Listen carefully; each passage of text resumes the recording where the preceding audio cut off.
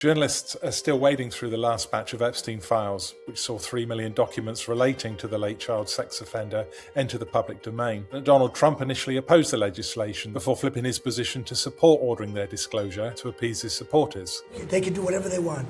We'll give them everything. But now, he says, I think it's time now for the country to maybe get onto something else. It's unlikely people are going to move on anytime soon.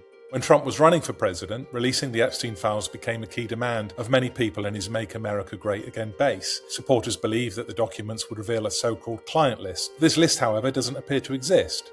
Simply being named or pictured in the files doesn't implicate people in anything sinister, and many of those identified have strongly denied any wrongdoing. But that being said, a number of famous names and faces do appear, and their connections to Epstein are still being scrutinised. Andrew Mountbatten Windsor, of course formerly known as Prince Andrew, is mentioned a number of times, and many images show him with what appear to be women.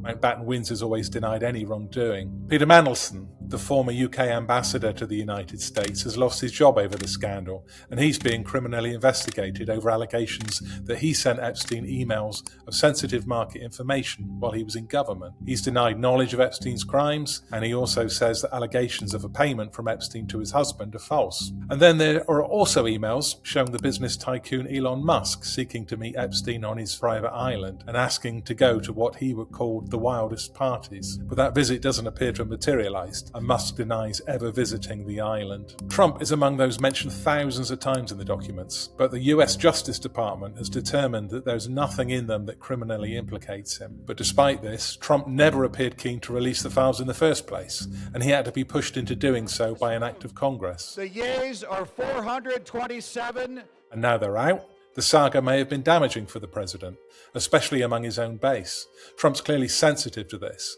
because when a reporter asked him about the victims, he was quick to swipe back. Say to the survivors.